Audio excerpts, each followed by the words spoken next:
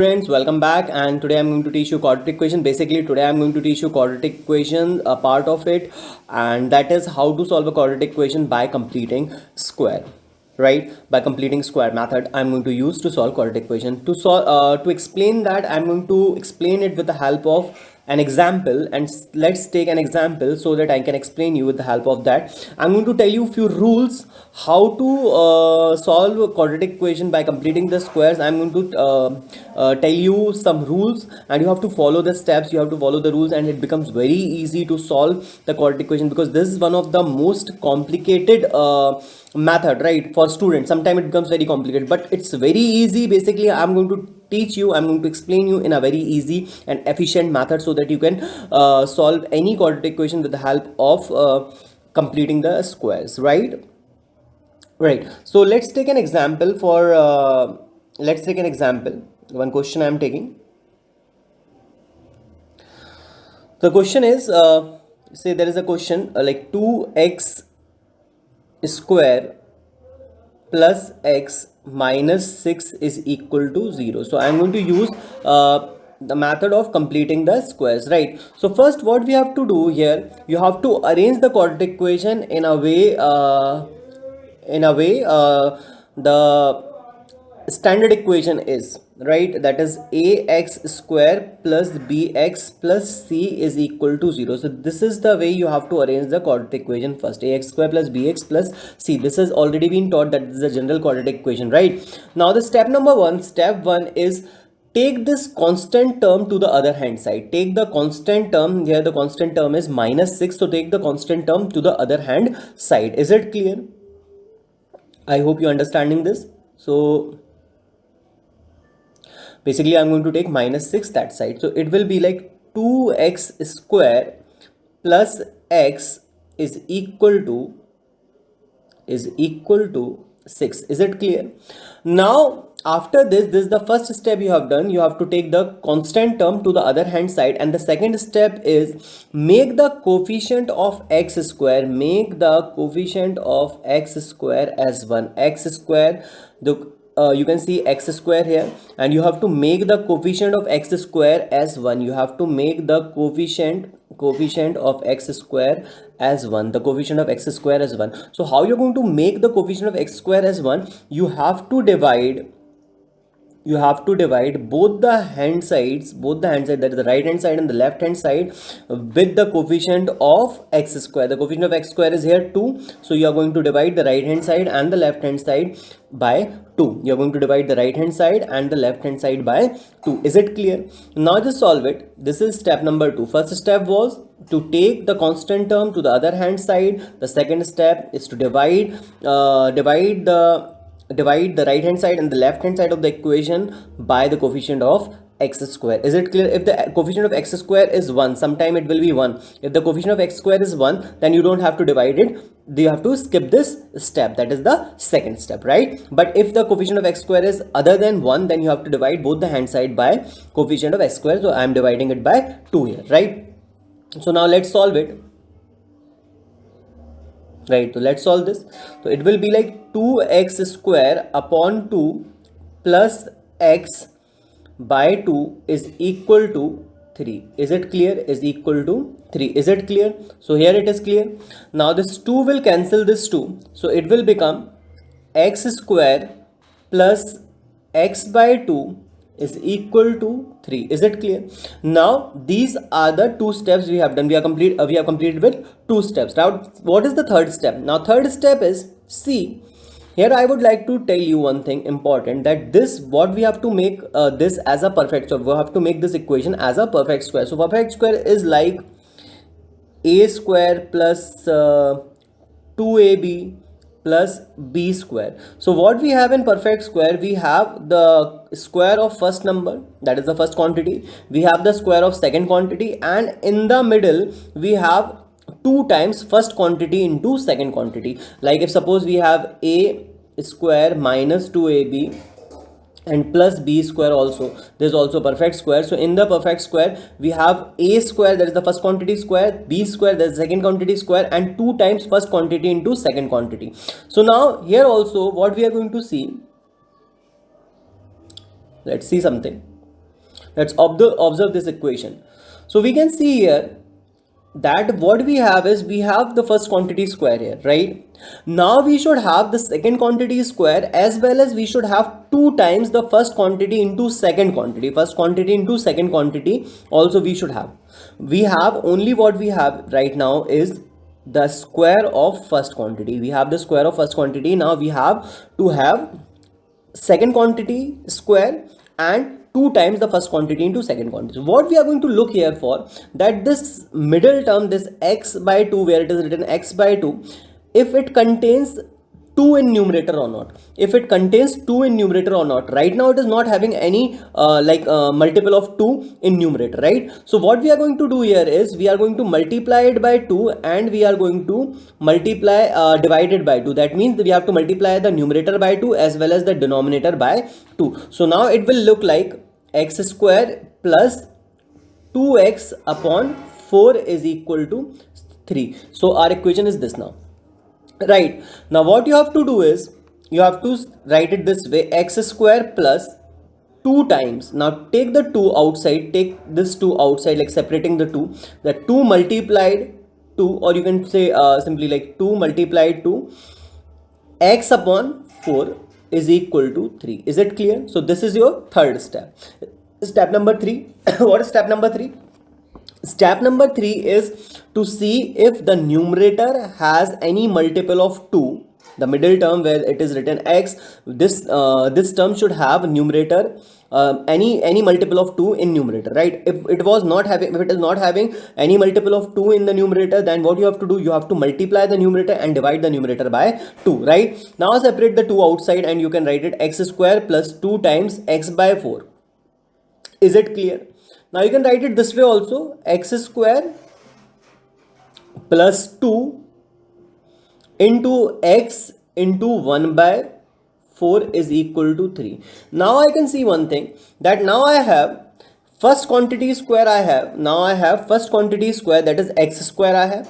Now we have 2 times first quantity. Now we have 2 times first quantity. X square is the first quantity, that is x ka square, that is x square is first quantity's square.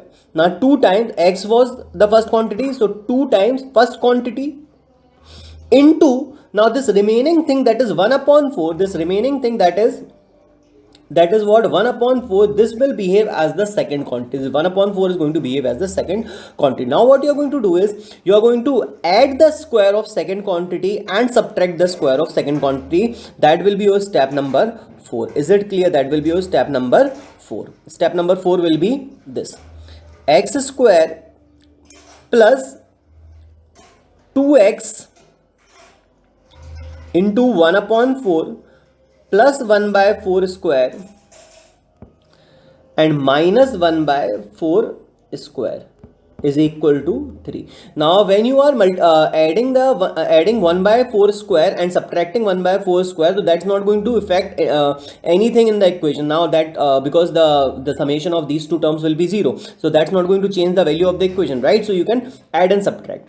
Now what you have to do here is, now take this this negative term to the other hand side. Take this negative term to the other hand side, so the equation will become x square plus 2x into 1 upon 4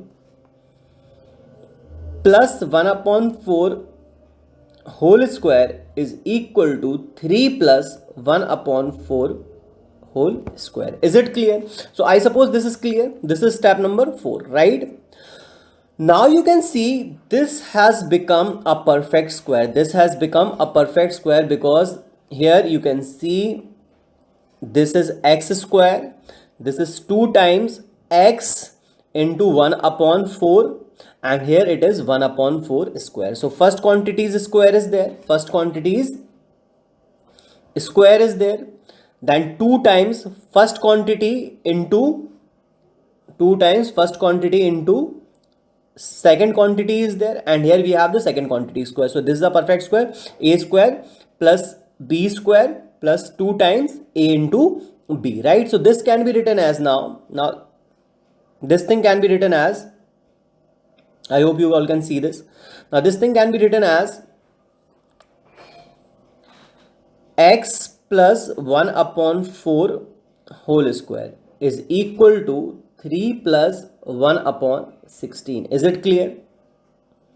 Now you can just solve it. This will be x plus 1 by 4 whole square. It will be equal to 48 plus 1 upon 16 after taking the LCM, right?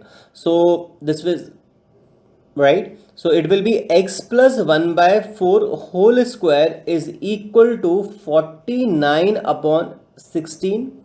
Is it clear?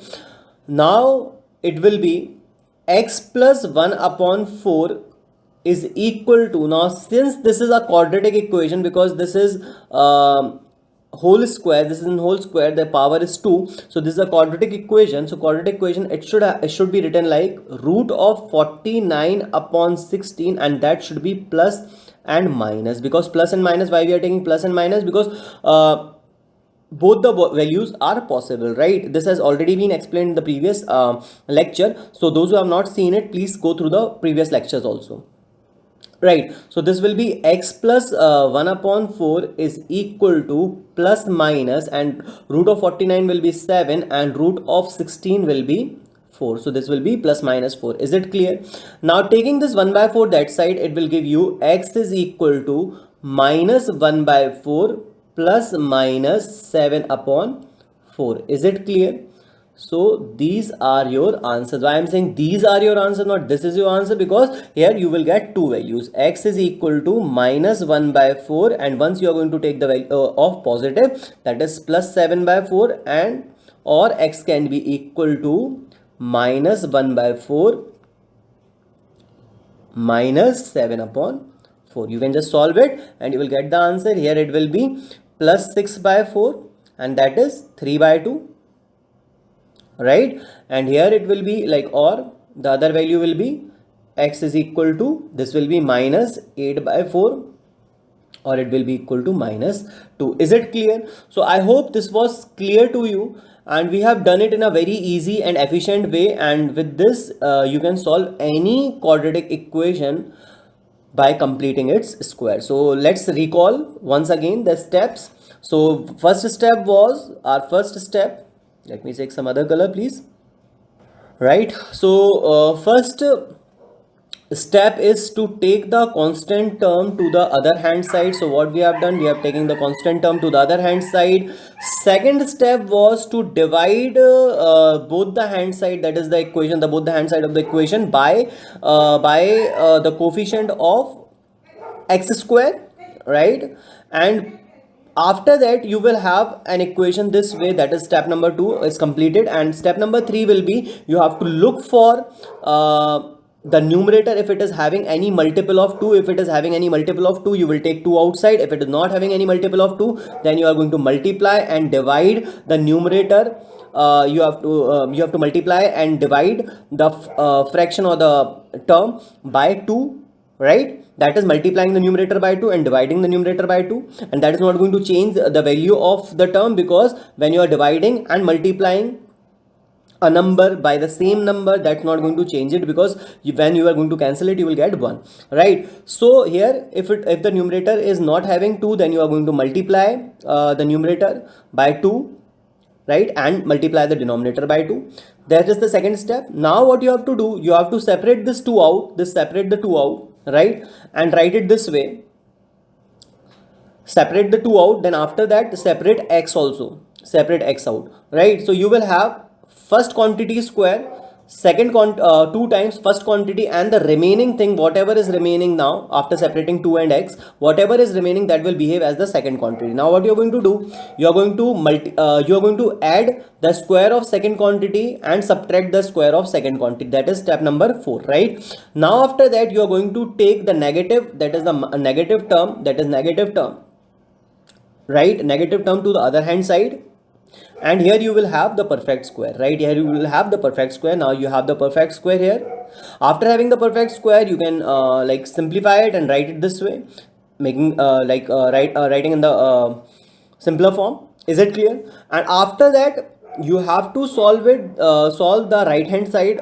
After solving the right hand side, just solve it further and you will get two values of x. I suppose this is clear. Is it clear? I suppose this is clear.